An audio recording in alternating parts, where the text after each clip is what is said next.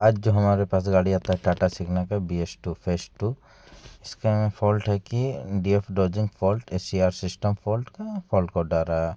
और स्कैनर में स्कैन करने के बाद 7325 यानी आफ्टर ट्रीटमेंट प्रेशर डाउन का भी फॉल्ट कोड दिख रहा है। तो हम इस फॉल्ट कोड को क्लियर करके देखेंगे। गाड़ी स्टार्ट था, गाड़ी को बंद किए, गाड़ी को बंद करने के बाद इग्निशन ऑन करते हैं। इग्निशन ऑन करने के बाद हम इसके फॉल्ट कोड को डिलीट को क्लियर करने के बाद देखते हैं इसमें कोई सिग्नल आ रहा है या नहीं।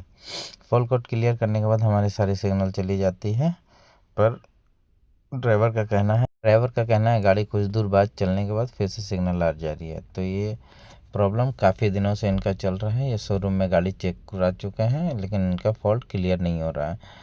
शोरूम वाले का कहना है कि इसके मोटर में प्रॉब्लम है और मोटर को चेंज करना पड़ेगा। तो इन्हें पता चलता है हमारे बारे में, तो ये आ जाते हैं हमारे पास। तो हम इसको लीक टेस्ट कर करके चेक करते हैं कि डोजिंग वाल्व लीक तो नहीं है, उसके वजह से भी प्रेशर कम बेसी होता है मोटर का। स्कैनर की मदद से हम इसके लीक टेस्ट को चेक करते हैं और देखते हैं डोजिंग वाल्व लीक तो नहीं है। तो हम लगाते हैं इसको लीक टेस्ट में, after treatment diesel exhaust feed system leak test में, और चेक करते हैं इसका डोजिंग वाल्व लीक तो नहीं है। तो लीक टेस्ट जब तक पूरा हो रहा है तब तक इसके बारे में जानकारी ले लेते हैं, क्योंकि इसका सिस्टम अभी बहुत लंबा चलेगा। लीक टेस्ट चेक करने के बाद हम इसको सिलेंसर को खुलाते हैं, खुला करके देखते हैं कि डोजिंग वाल्व में प्रॉब्लम तो नहीं है। लीक टेस्ट में तो प्रेशर कम बेसी नहीं हो रहा है, फिर भी डोजिंग वाल्व खोल करके चेक करेंगे, क्योंकि मोटर जल्दी BS6 गाड़ी की ख़राब होता नहीं है।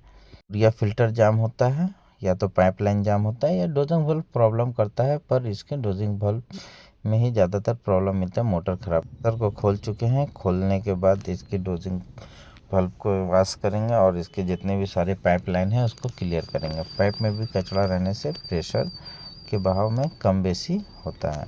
तो इसके प्रेशर को हम नाप लेंगे। पहले इसके पाइप सबको क्लीन करेंगे, सबको पानी डाल चुके हैं इसमें, और इसको ईयर की मदद से दोनों पाइप रिटर्न और मेन दोनों को क्लीन करेंगे।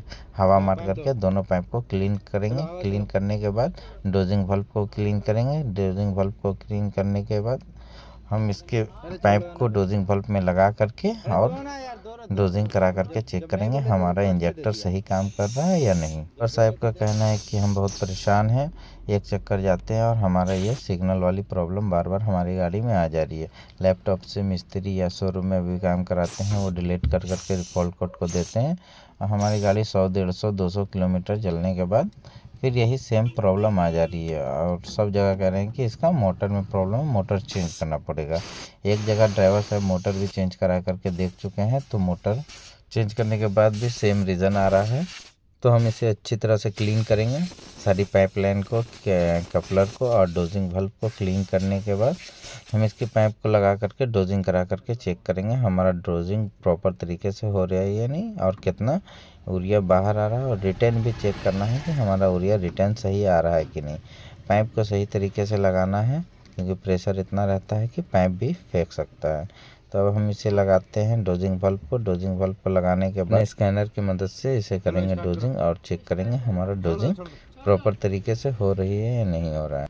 तो आप डोजिंग का सारा प्रोसेस देख सकते हैं, किस प्रकार से डोजिंग होती है और किस प्रकार से डोजिंग का सही प्रॉपर तरीका है, वो देखना बहुत ज़रूरी है। तो हम आ जाते हैं अपने स्कैनर में और डोजिंग को चेक करते हैं, और यह डोजिंग स्प्रे करा करके चेक करते हैं। तो हम इनलाइन मिनी से कर रहे हैं। इनलाइन मिनी से क्यों, फेस 2 गाड़ी है और कंपनी में वारंटी रहता है, बाहर के लैपटॉप लगाने से वारंटी लैप्स कर दे रही है टाटा कंपनी, इसलिए ज़्यादातर हम इनलाइन मिनी से ही काम को करते हैं। तो हम लगा दिए हैं इसे ओवरराइड टेस्ट में। अब ओवरराइड टेस्ट में लगाने के बाद 90 सेकंड का इसमें टेस्ट इस रनिंग का टाइम देता है। तो हम इसके प्रेशर बनने का वेट करते हैं, क्योंकि सारी पाइपलाइन को क्लियर किए हैं और पाइपलाइन में यूरिया एक भी ज़रा नहीं है। तो अभी प्रेशर बिल्ड हो रहा है। प्रेशर बिल्ड होने के बाद सही से फिर डोजिंग वाल्व से स्प्रे होएगा। स्प्रे करने के बाद हम इसके क्वांटिटी को नाप लेंगे कि हमारा रिटर्न यूरिया कितना आ रहा है और डोजिंग का यूरिया कितना जा रहा है। दोनों के क्वांटिटी को मिलाने के बाद हम पता चलेगा कि हमारा डोजिंग वाल्व और यूरिया मोटर सही है या ख़राब है। तो हमें तो लग रहा है कि इसका ना ही डोजिंग वाल्व ख़राब है, ना ही यूरिया मोटर ख़राब है, क्योंकि पाइपलाइन में काफ़ी जाम था और डोजिंग बल्ब भी बहुत गंदा था, इसको क्लीन करना पड़ा। काफ़ी क्लीन करने के बाद ही हमारा वर्क हुआ। तो आप देख सकते हैं हमारा डोजिंग प्रोसेस चालू हो गया और हमारा यूरिया इंजेक्टर भी स्प्रे करने लगा है। सही प्रकार से स्प्रे हो रहा है क्योंकि इसकी फुहारा बहुत अच्छे से वर्क कर रही है, नहीं तो ये फुहारा वर्क नहीं करती है इतने बढ़िया से।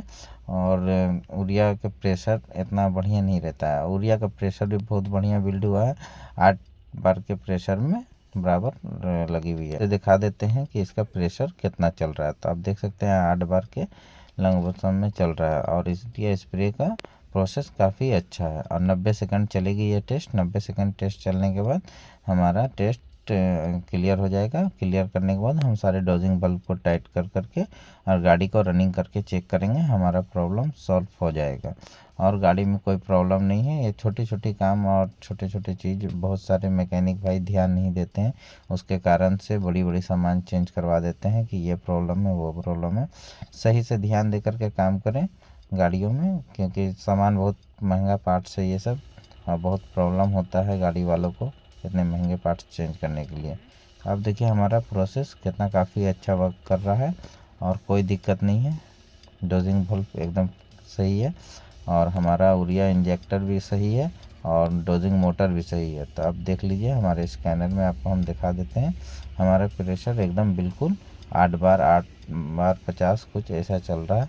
तो ये एकदम क्लियर है, ये नॉर्मल है, इसमें कोई दिक्कत नहीं है।